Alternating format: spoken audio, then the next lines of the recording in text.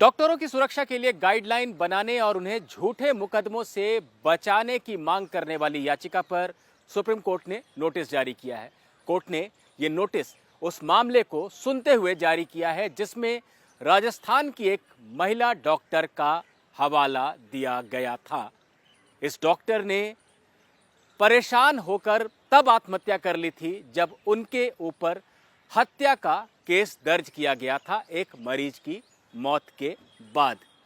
Supreme court ने notice किस किस को जारी किया है और इसमें आगे किन मुद्दों पर विचार होगा, इस सब की बात लीगल विद सहगल में।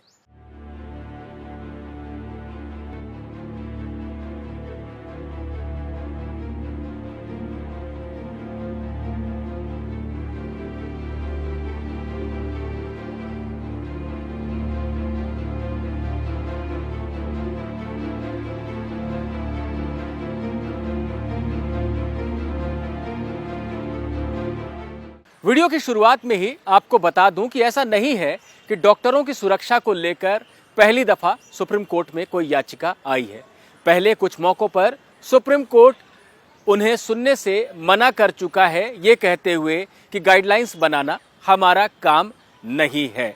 लेकिन इस बार कोर्ट ने याचिका को स्वीकार किया है क्योंकि इसमें जिक्र किया गया था एक दर्दनाक घटना का। यह घटना क्या है इसका भी जिक्र करते चलें। 28 मार्च को राजस्थान के दौसा में डॉक्टर अर्चना शर्मा ने आत्महत्या कर ली थी। डॉक्टर अर्चना शर्मा इस बात से तनाव में थी कि प्रसव के दौरान एक महिला की मौत हो जाने के चलते उनके ऊपर और उनके पति डॉक्टर सुनीत उपाध्याय के ऊपर हत्या का केस दर्ज कर लिया गया था। डॉक्टर अर्चना इस बात से बेहद तनाव में थी। उन्होंने आत्महत्या कर ली और अपने सुसाइड नोट में लिखा कि कोई भी डॉक्टर अपने मरीज की हत्या नहीं करता है। महिला मरीज को पहले से कॉम्प्लिकेशंस थी, जटिलताएं थी, बच्चा स्वस्थ पैदा हुआ था लेकिन माता का रक्तस्राव नहीं रुक रहा था। हमने पूरी कोशिश की पर बचा नहीं पाए। ये पीड़ा थी डॉक्टर अर्चना शर्मा की आत्महत्या से पहले कि हमने पूरी कोशिश की थी लेकिन जटिलता इतनी थी इस मामले में कि महिला को नहीं बचाया जा सका था। दरअसल इस घटना के बाद दौसा में स्थानीय नेताओं ने हंगामा करना शुरू कर दिया था। परिवार और परिचितों के साथ मिलकर उन्होंने इतना दबाव बनाया था कि पुलिस ने डॉक्टर अर्चना और उनके पति के ऊपर हत्या का केस दफा 302 का केस दर्ज कर लिया था, जिससे परेशान थी डॉक्टर अर्चना और उन्होंने आत्महत्या कर ली थी। इस घटना के बाद Indian medical association Dwarka chapter, doctors forum और डॉक्टर अर्चना के पति doctor Sunit Upadhyay supreme court पहुंचे थे और उन्होंने घटना की सीबीआई जांच की मांग की थी। ये कहा था कि पुलिस की भूमिका संदिग्ध है पूरे मामले में। साथ ही साथ जांच के अलावा ये मांग की गई थी कि डॉक्टरों की सुरक्षा के लिए गाइडलाइंस बनाए जाएं, सुप्रीम कोर्ट संज्ञान ले इस पर और डॉक्टरों को सुरक्षा दे, उन्हें झूठे मुकदमों से बचाया जाए। अगर डॉक्टरों का मुकदमों के जरिए उत्पीड़न हो रहा है तो उनको मुआवजा भी दिलवाया जाए। यानी उनकी सुरक्षा को लेकर तमाम उपाय करने का अनुरोध इन याचिकाओं में सुप्रीम कोर्ट से किया गया था। आज ये याचिकाएं लगी चीफ जस्टिस यू ललित और जस्टिस बेला त्रिवेदी की बेंच के सामने।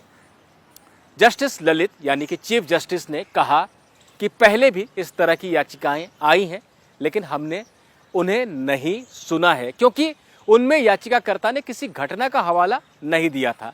मैंने फाइल को पढ़ा है और ये एक दर्दनाक घटना है जहां एक डॉक्टर को इतने दबाव में ला दिया गया कि उसको आत्महत्या करनी पड़ी। इस पर डॉक्टर सुनीत उपाध्याय जो कि डॉक्टर अर्चना शर्मा के पति हैं, उनकी तरफ से पेश वरिष्ठ वकील गोपाल शंकर नारायण ने कहा कि महिला को पहले से स्वास्थ्य संबंधी जटिलता थी, बच्चा स्वस्थ पैदा हुआ था लेकिन महिला का रक्तस्राव नहीं रुक रहा था। डॉक्टरों की पूरी कोशिश के बाद भी महिला की जान नहीं बच सकी। जो महिला गुजर गई थी इस घटना में उसका नाम आशा देवी था।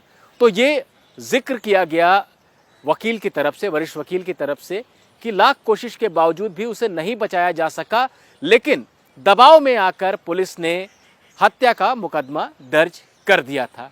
इस पर चीफ जस्टिस ने सहमति जताई कि हाँ, ये मामला सुनवाई के योग्य है, हम इस पर नोटिस जारी कर रहे हैं और 27 नवंबर को इस मामले को आगे सुना जाएगा। मामले में नोटिस किसको किसको हुआ है वो भी आपको बता दूं। नोटिस जारी हुआ है केंद्र सरकार को, यानी स्वास्थ्य मंत्रालय को, गृह मंत्रालय को, इसके अलावा राजस्थान सरकार को नोटिस जारी हुआ है और राजस्थान सरकार के साथ साथ इंडियन मेडिकल काउंसिल को भी नोटिस जारी हुआ है।